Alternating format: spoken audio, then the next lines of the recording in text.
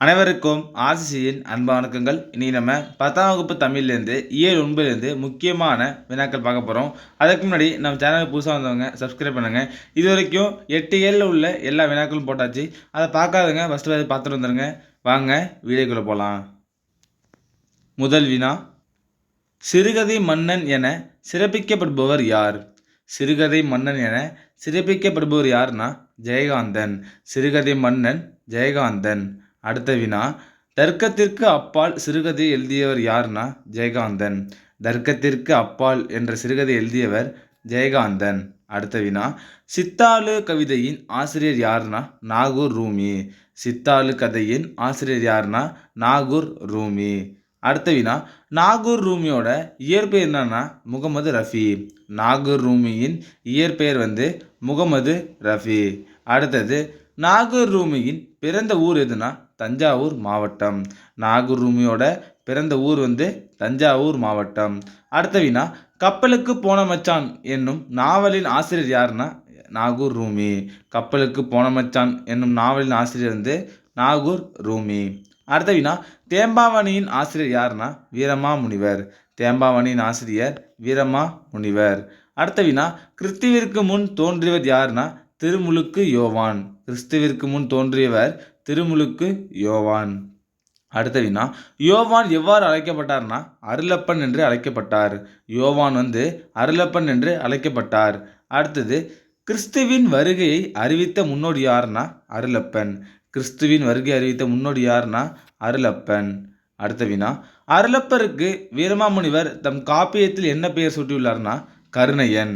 அருளப்பருக்கு வீரமாமுனிவர் தம் காப்பியத்தில் என்ன பெயர் சூட்டியுள்ளார்னா கருணையன். அடுத்த வினா, கருணையனின் தாயார் பெயர் எலிசபெத். கருணையனின் தாயார் பெயர் எலிசபெத். அடுத்த வினா, இஸ்மத் சன்னியாசி என்னும் பட்டத்தை வீரமாமுனிவருக்கு வழங்கியவர் யார்னா சந்தா சாஹிப். அவர் யார்னா திருச்சியோட மன்னர். இஸ்மத் சன்னியாசி என்னும் பட்டத்தை வீரமாமுனிவருக்கு வழங்கியவர் யார்னா சந்தா சாஹிப். அவர் திருச்சியின் மன்னர். அடுத்த வினா, இஸ்மத் சன்னியாசி என்னும் பாரசீக சொல்லோட பொருள் என்னன்னா தூய துறவி. அப்போ இஸ்மத் சன்னியாசினா தூய துறவி என்று பொருள். அது என்ன சொல்லலாம் பாரசீக சொல். அடுத்தது, கிறிஸ்துவின் வளர்ப்பு தந்தை பெயர் என்ன? சூசையப்பர். கிறிஸ்துவின் வளர்ப்பு தந்தையார் பெயர் சூசையப்பர். அடுத்த வினா, தேம்பாவணியின் பாட்டுடை தலைவன் யார்னா சூசையப்பர் என்கிற வளன். தேம்பாவணியின் பாட்டுடை தலைவன் யார்னா சூசையப்பர் என்கிற வளன். அடுத்த வினா, தேம்பாவணியில் எத்தனை காண்டங்கள் உடையதுனா 3 காண்டங்கள். இது ஒரு முக்கியமான வினா. தேம்பாவணியில் எத்தனை காண்டங்கள் உடையதுனா 3 காண்டங்கள். அடுத்தது, தேம்பாவணியில் எத்தனை படலங்கள் உடையதுனா 36 படலங்கள் உடையது. தேம்பாவணியில் 3 காண்டங்கள் உடையது, 36 படலங்கள். அடுத்தது, தேம்பாவணியில் உள்ள மொத்த பாடல்கள் எண்ணிக்கை எவ்வளோனா 3615 பாடல்கள். மொத்தம் 3 காண்டம், 36 படலம், 3615 பாடல்கள். இது ஒரு முக்கியமானது, அதெல்லாம் பார்த்துங்க. அடுத்தது, தேம்பாவணி படைக்கப்பட்ட காலம் கிபி 17ஆம் நூற்றாண்டு. தேம்பாவணி படைக்கப்பட்ட காலம் கிபி 17ஆம் நூற்றாண்டு. அடுத்தது, வீரமாமுனிவரின் இயற்பெயர் கான்ஸ்டாண்டு ஜோசப் பெஸ்கி. வீரமாமுனிவரின் இயற்பெயர் கான்ஸ்டாண்டு ஜோசப் பெஸ்கி. அடுத்த வினா, சதுரகராதியை எழுதியவர் யாருன்னா வீரமாமுனிவர். சதுரகராதியை எழுதியவர் வீரமாமுனிவர். அடுத்தது, தொன்னூல் விளக்கம் என் நூல் எழுதியவர் யாருன்னா வீரமாமுனிவர். சதுரகராதி எழுதியவர் வீரமாமுனிவர். தொன்னூல் விளக்கம் நூல் எழுதியவரும் வீரமாமுனிவர். அடுத்தது, பரமார்த்த குருகதைகள் எழுதியவர் யாருன்னா வீரமாமுனிவர். பரமார்த்த குருகதை எழுதியவர் யாருன்னா வீரமாமுனிவர். அடுத்தது, ஒருவன் இருக்கிறான் என்னும் சிறுகதையின் ஆசிரியர் யாருன்னா கு அழகிரிசாமி. ஒருவன் இருக்கிறான் என்னும் சிறுகதையின் ஆசிரியர் யாருன்னா கு அழகிரிசாமி. அடுத்த வினா, கரிசல் எழுத்தாளர் வரிசையில் மூத்தவர் யாருன்னா கு அழகிரிசாமி.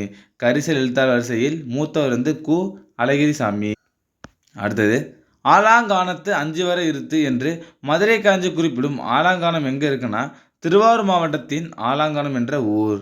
அடுத்தது வினா, மென்மையான நகைச்சுவையும் சோக இலையும் ததும்ப கதைகளை படிப்பதில் பெயர் பெற்ற யாருன்னா கு அழகிரிசாமி. மென்மையான நகைச்சுவையும் சோக இலையும் ததும்ப கதைகளை படிப்பதில் பெயர் பெற்ற யாருன்னா கு அழகிரிசாமி. அடுத்தது, தீவகம் என்னும் சொல்லுக்கு பொருள் என்னன்னா விளக்கு. தீவகம்னா விளக்கு என்று பொருள். அடுத்த வினா, தீவக அணி எத்தனை வகைப்படும்? 3 வகைப்படும். தீவக அணி 3 வகைப்படும். அடுத்தது, புல் என்பதன் பொருள் பறவை. புல்லுனா பறவை. அடுத்த வினா, நிரல் நிறை அணி கூறும். நிரல் என்பதன் பொருள் வரிசை. நிரல் நிறை அணி கூறும். நிரல்னா வரிசை. அடுத்தது, தன்மை அணி எத்தனை வகைப்படும்னா 4 வகைப்படும். தன்மை அணி 4 வகைப்படும். அடுத்த வினா, எவ்வகை பொருளும் மெய்வகை விளக்கும் சொன்முறை தொடுப்பது தன்மையாகும் என கூறும் நூல் தண்டியலங்காரம். எவ்வகை பொருளும் மெய்வகை விளக்கும் சொன்முறை தொடுப்பது தன்மையாகும் என கூறும் நூல் தண்டியலங்காரம். அடுத்தது, அந்த அசை அதோட வாய்ப்பாடு பார்க்கலாம். நேர் நேர் தேமா, நிறை நேர் புளிமா, நேர் நிறை கூவிலம், நிறை நிறை கருவிலம். இது முக்கியமானது, நல்லா பார்த்துங்க. நேர் நேர் தேமா, நிறை நேர் புளிமா, நேர் நிறை கூவிலம், நிறை நிறை கருவிலம். அடுத்து பாருங்க, இப்போ நேர் நேர்னா தேமாவா, கடைசியில் நேர் நேர் முடிஞ்சுன்னா அப்போ நீங்கள் எல்லாத்துலேயும் சேர்த்துக்கணும் காய் காயின்னு சேர்த்துக்கணும். இப்போ பாருங்கள், நேர் நேர் நேரா, அப்போ தேமாங்காய். நேர் நேர்னா தேமா, பக்கத்தில் இங்கே நேர் இருக்கிறதுனால காயின் சேர்த்துங்க. அடுத்தது, நிறை நேர் புளிமா, இங்கே நேர் இருக்கிறதுனால காய் சேர்த்துங்க, புளிமாங்காய். அதே போல் நேர் நிறை கூவிலம், நேர் இருக்கிறதுனால காயின் சேர்த்துங்க. அடுத்தது, நிறை நிறை நிறை நேர் அப்படிங்கிறது கருவிலங்காய்.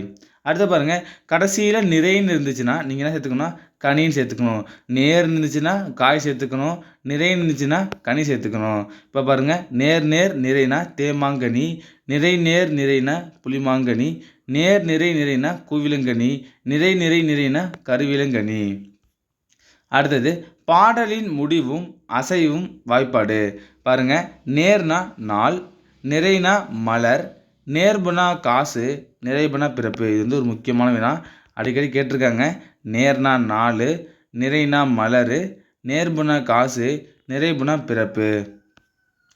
நண்பர்களே, நீ நம்ம 10ஆம் வகுப்பு தமிழ்லேருந்து இயல் 9 முக்கியமான வினாக்கள் பார்த்தோம்.